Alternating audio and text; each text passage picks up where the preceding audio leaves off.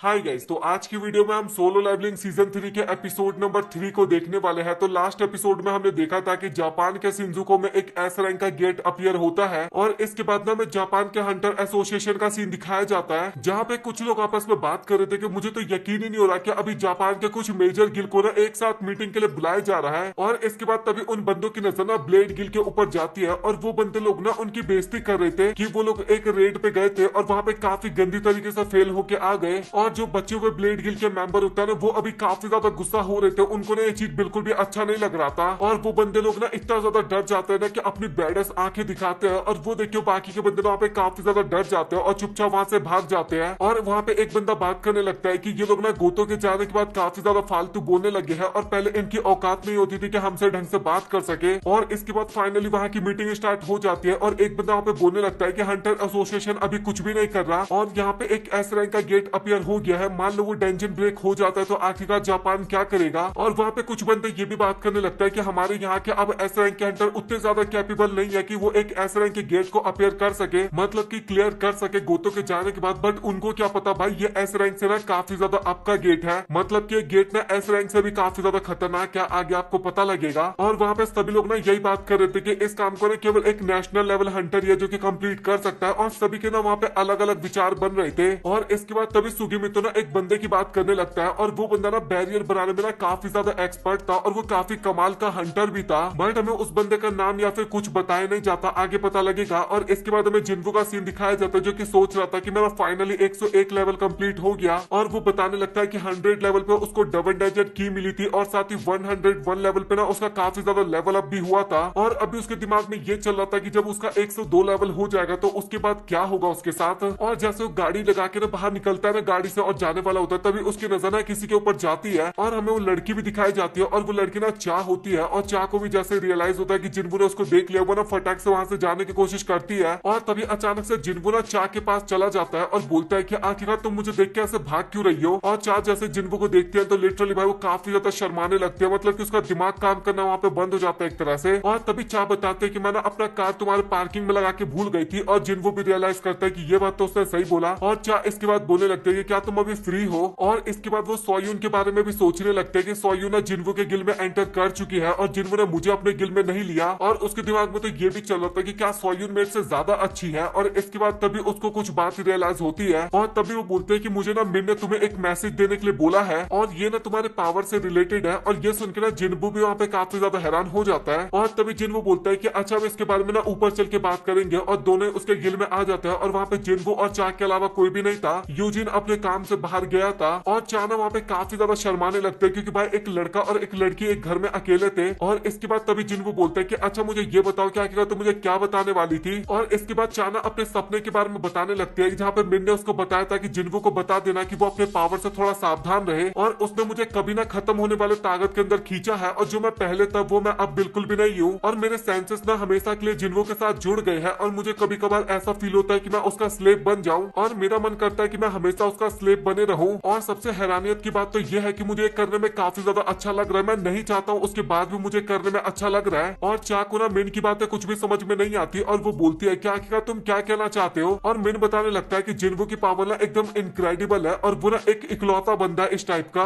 और शायद वैसा बंदा कोई भी नहीं है इस पूरी दुनिया में। और ये सारी बातें ना तुम जिन्वो को बता देना। और इसके बाद हमें प्रेजेंट का सीन दिखाया जाता है जहाँ पे जिन्वो ना एक डेंजन में था और वो तो वहाँ पे कुछ खा रहा था आराम से बैठ के। और उसके जो बीस्ट थे ना वो सभी मॉन्स्टर से लड़े जा रहे थे। और साथ ही जिन्वो के दिमाग में ना उस टाइम पे ये चल रहा था कि मुझे ना रिसोर्स के बारे में पता लगाना होगा कि आखिरकार मुझे पावर्स कहाँ से मिलता है। और ये ना एक तरह से स्ट्रॉन्गेस्ट हंटर बनने से ना ज्यादा इंपॉर्टेंट काम है। और इसके बाद तभी यूजिन ना जिन्हा के बारे में पूछता है और जिन्वो बताता है कि तू बिल्कुल भी फिक्र मत कर, वो एकदम सेफ है क्योंकि उसके साथ ना एक काफी काबिल हंटर है। और उसको पता था कि जिन्हा एकदम सेफ है, किसी की बस की नहीं है जिन्हा को हराने की, मतलब कि मारने की, क्योंकि उसके साथ एक ऐसा वॉरियर था जो कि किसी को भी हरा सकता है। बट उसके बाद में ना जिन्वो अपने स्किल्स की मदद से चेक करता है कि आखिरकार जिन्हा कैसी है। और बेर वहाँ पे जिन्हा का ध्यान तो काफी ज्यादा बढ़िया तरीके से रख रहा था। बट भाई लिटरली वो ना वहाँ पे टीवी देख रहा था, भाई लिटरली बेर वहाँ पे टीवी देख रहा था। और इसके बाद जिन्वो ना अपनी मदर को भी देखता है जो कि शॉपिंग कर रही थी। और इसके बाद वो बाक और चॉय को भी देखता है जो कि आपस में लड़ाई कर रहे थे, इनका तो ऑब्वियस एक ही काम था। और इसके बाद लिटरली वो चाह को देखता है और उस टाइम पे ना नहा रही थी और कसम से ये पावर तो मुझे भी चाहिए भाई। और जिन्वो इसका आनंद ले रहा था लेकिन तभी यूजिन उसको टोक देता है और जिन्वो ना काफी ज्यादा हैरान हो जाता है, ब्लश करने लगता है वहाँ पे। और जिनको उस टाइम पे सोच रहा था कि मुझे ना चा से इसके लिए माफी मांगना होगा। और तभी यूजिन बोलता है कि सर आपने उस एस रैंक गेट का न्यूज सुना है जो कि जापान के शिंजुकू में अपीयर हुआ है, और अगर 3 दिन के अंदर उसको नहीं क्लियर किया गया ना तो डंजन ब्रेक हो जाएगा। इस कारण जापान ना सभी देश के काबिल हंटर के साथ ना कांटेक्ट करने की कोशिश कर रहे हैं। और यूजिन बोलता है कि सर क्या आपके पास कॉल बिल्कुल भी नहीं आया था? और जिन वो बताता है कि हाँ मेरे पास कॉल आया था। और जिन वो बताता है कि सच बताओ तो मेरा ना वहां जाने का मन बिल्कुल भी नहीं है, क्योंकि मेरा ना और भी अदर काफी ज्यादा काम करने हैं मुझे। और इसके बाद जिनको के पास तभी कार्डियो टेम्पल का मैसेज आता है और उसके पास ना अभी 27 घंटे और थे उसको ओपन होने में, मतलब कि अभी काफी ज्यादा टाइम था और जिनको उसका वेट कर रहा था। और इसके बाद हमें यूरी ऑर्लोफ नाम का एक हंटर दिखाया जाता है, उसका घर दिखाया जाता है जो कि काफी ज्यादा आलीशान था। और इसके बाद हमें वो हंटर भी दिखाया जाता है जिसके पास सुगेमी तो बात करने के लिए गया था, और वो बताता है कि तुम मेरे को तो काफी अच्छे तरीके से जानते होगे और मैं बेस्ट सपोर्ट हंटर हूँ। और इसके बाद उसके बीच और साथ ही सुगेमितो के बीच में ना काफी ज्यादा कन्वर्सेशन होती है वहाँ पे। और इसके बाद तभी यूरी बोलता है कि मुझे 3.6 बिलियन डॉलर चाहिए 1 साल का, और अगर तुम डेली बेस पे देना चाहते हो तो तुम मुझे 10 मिलियन डॉलर भी दे सकते हो डेली बेस पे, और इसके लिए तुम मुझे जब तक चाहो तब तक हायर कर सकते हो, और तुम जब तक चाहो मैं तुम्हारे गेट को होल्ड करके रख सकता हूँ, और तुम मेरे पावर के बारे में काफी अच्छी तरीके से जानते हो। और सुगेमितो ना काफी ज्यादा हैरान हो जाता है कि भाई इतने सारे पैसे कौन मांगता है। और यूरी बोलता है कि अगर तुम मेरे जैसा काबिल हंटर को अपॉइंट करना चाहते हो तो भाई इतना तो तुम्हें देना होगा, और तुम्हें भी पता है कि अगर मैं तुम्हारे साथ नहीं गया तो तुम्हारी कंट्री के साथ कुछ भी हो सकता है, और तुम्हें ये भी पता है कि मैं थॉमस की तुलना में काफी ज्यादा कम चार्ज कर रहा हूँ, वो तो मेरे से काफी ज्यादा पैसा मांगता।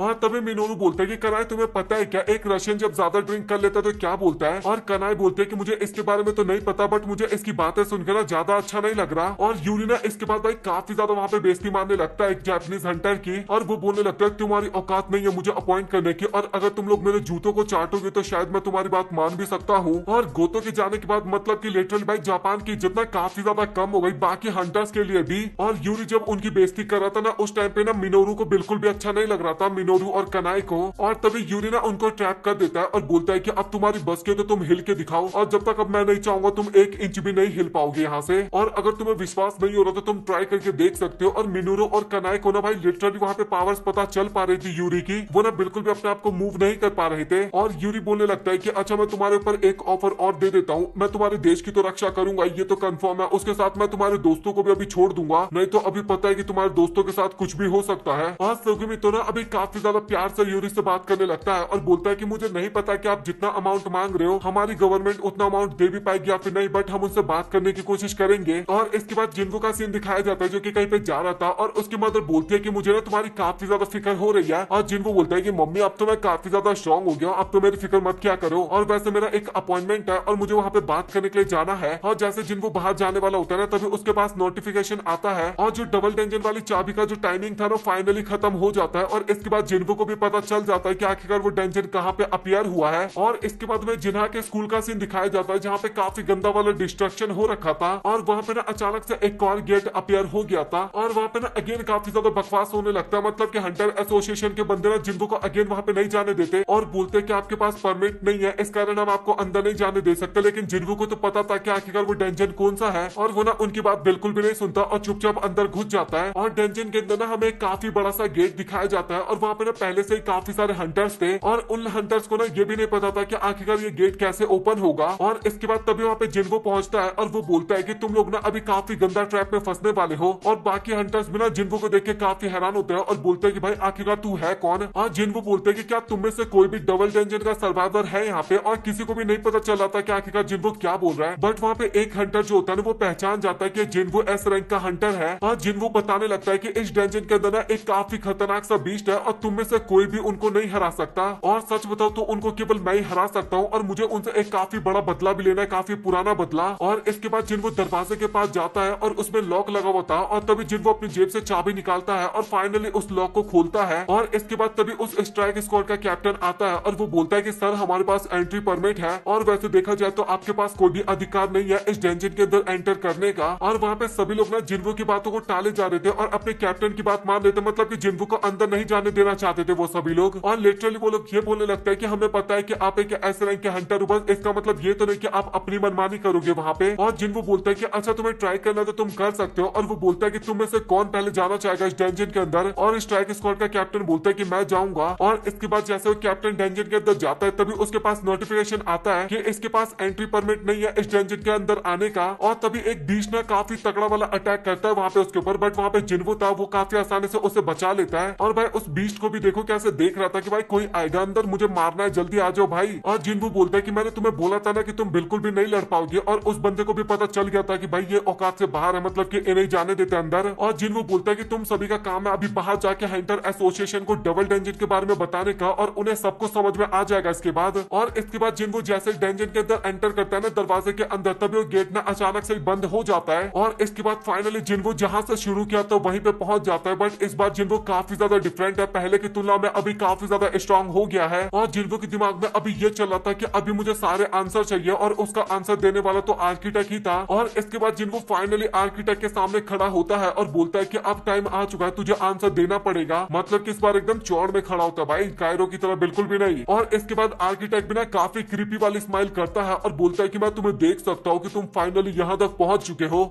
और इसके बाद हमें जापान एयरपोर्ट का सीन दिखाया जाता है जहां पे यूरी ना फाइनली जापान आ गया था। और वहां पे ना काफी सारे न्यूज रिपोर्टर थे और वो बोलने लगता है कि मिस्टर यूरी आप किस तरीके से उस डेंजन को कवर करने वाले हो। और यूरी बताने लगता है कि मैं अपनी वही पुरानी टेक्निक का इस्तेमाल करने वाला हूँ, और मैं गेट के आसपास एक काफी खतरनाक सा बैरियर बनाने वाला हूँ, और उसके अंदर मैं अपना माना डालने वाला हूँ, जिस कारण वो बैरियर बंद हो जाएगा और कोई भी उस गेट से अंदर नहीं आ पाएगा, मतलब कि बाहर नहीं आ पाएगा। और तभी मीडिया बोलने लगते हैं कि आप कहना चाहते हो कि आप एस रैंक गेट को अकेले क्लियर करने वाले हो, और इस पे ऑडियंस कैसे आप पे भरोसा कर सकते हैं, क्योंकि एस रैंक का गेट काफी ज्यादा खतरनाक होता है। और यूरी बताने लगता है कि सही मायने में देखा जाए तो मेरे लिए भी काफी ज्यादा डिफिकल्ट होने वाला है एक एस रैंक गेट को मैनेज करना। और इसके बाद वो अपने प्लानिंग के बारे में बताने लगता है, और वो बताने लगता है कि गेट के आसपास जब वो बैरियर क्रिएट करने वाला होगा ना, तभी वो माना क्रिस्टल को वहाँ पे बिछा देगा, जिस कारण उसकी माना ना काफी ज्यादा बढ़ जाएगा और गेट का बैरियर ना और भी काफी ज्यादा स्ट्रॉन्ग हो जाएगा। और यूरी ना काफी ज्यादा हंसते हुए बोलता है कि मैं तुम सभी की लाइफ को बचाने वाला हूँ, और मेरी बात को कभी भी मत भूलना।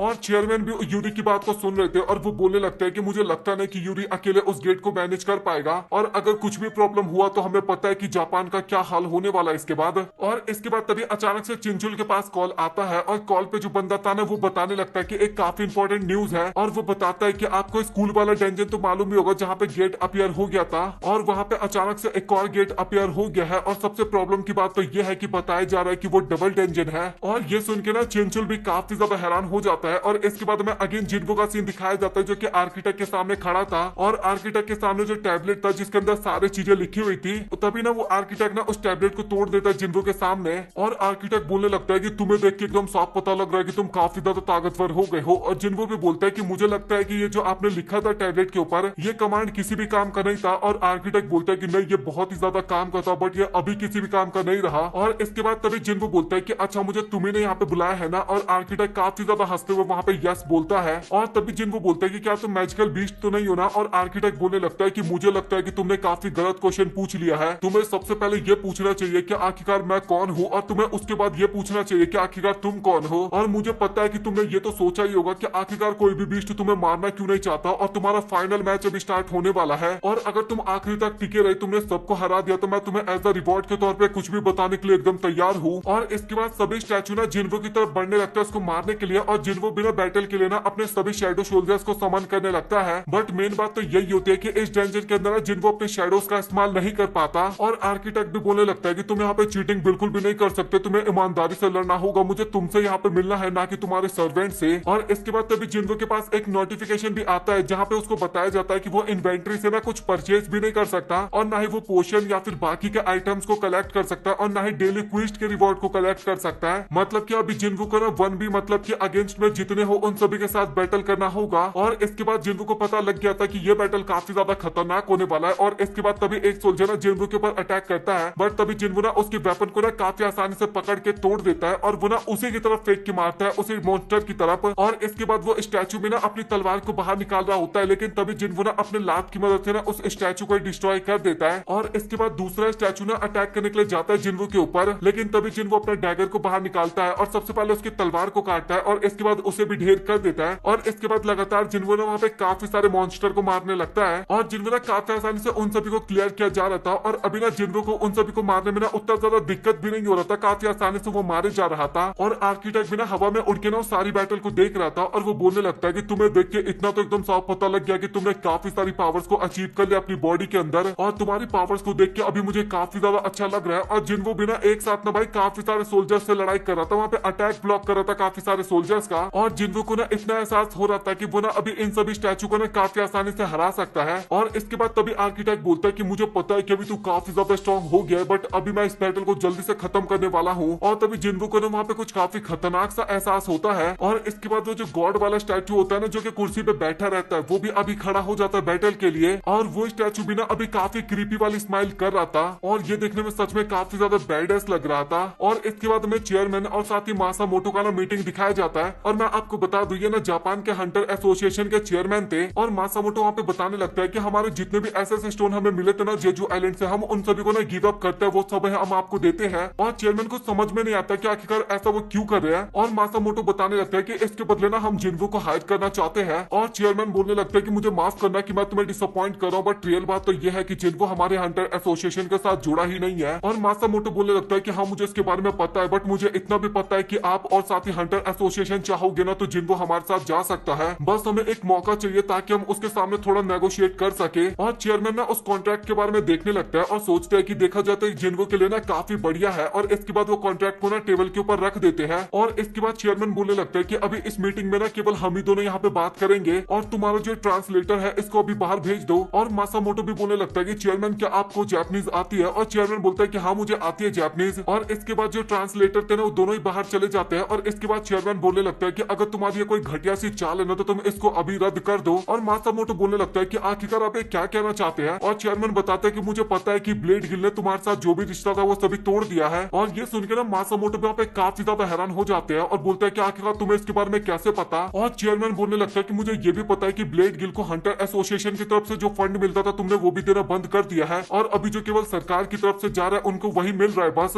और मुझे पता है कि ब्लेड गिल गोतो के जाने के बाद काफी ज्यादा कमजोर हो गया है, इस कारण वो काफी ज्यादा अभी स्ट्रगल कर रहा है। और वो ये भी बताता है कि अगर गेट को प्रॉपरली ब्लॉक नहीं किया जाएगा तो सारी रिस्पॉन्सिबिलिटी आपके ऊपर आ जाएगी। और मासामोटो ना अभी भाई काफी ज्यादा डर चुका था सारी बातें सुनने के बाद। और वो एक कैमरा निकालते हुए बताते, मतलब कि चेयरमैन एक कैमरा निकालते हुए बताते कि मुझे पता है कि आप चाहते थे कि गोतो जापान को रिप्रेजेंट करे और अभी जितना भी कुछ हुआ है, जितने भी हंटर्स मारे गए या फिर जो कुछ भी वो आपका एक घटिया सा प्लान था। और अभी इन सभी चीजों की जिम्मेदारी आपके सोल्जर्स के ऊपर आने वाली है। और अभी चेयरमैन मतलब कि जापान के चेयरमैन को समझ में नहीं आता कि आखिरकार उसे क्या बोलना चाहिए। और चेयरमैन भी बताने लगता है कि कैमरा आपने गोतो की टीम से कनेक्ट कर रखा है। और इसके बाद वो अपनी पावर की मदद से ना उस कैमरे को डिस्ट्रॉय कर देता है। और चेयरमैन बताने लगता है कि मुझे पता है कि तुम्हारी चाल तो काफी ज्यादा गंदी थी, बट मैं इतना भी ज्यादा कोल्ड हार्टेड नहीं हूँ, मतलब कि मैं एशिया को इस तरीके से तबाह होते हुए नहीं देख सकता। और वो ना एक बंदे के चक्कर में ना पूरे एशिया को तो खतरे में बिल्कुल भी नहीं डालना चाहते थे। मतलब कि भाई जापान इतना अच्छा कंट्री है और वहाँ का चेयरमैन इतना ज्यादा बेकार कैसे हो सकता है भाई। और इसके बाद जिन्वो का सीन दिखाया जाता है जो कि स्टैचू को डिस्ट्रॉय किया जा रहा था। एक को मारने के बाद वहाँ पे 2-3 और आ जाते हैं, मतलब कि स्टैचू की संख्या कमी नहीं हो रही थी। और जिन्वो ना नोटिस करता है कि जो गॉड स्टैचू है ना उसने भी जिन्वो की तरफ अपना टारगेट पॉइंट कर दिया था। और अभी जिन्वो को इतना भी पता चल गया था कि वो ना गॉड स्टैचू के ना अटैक को डॉच नहीं कर पाएगा।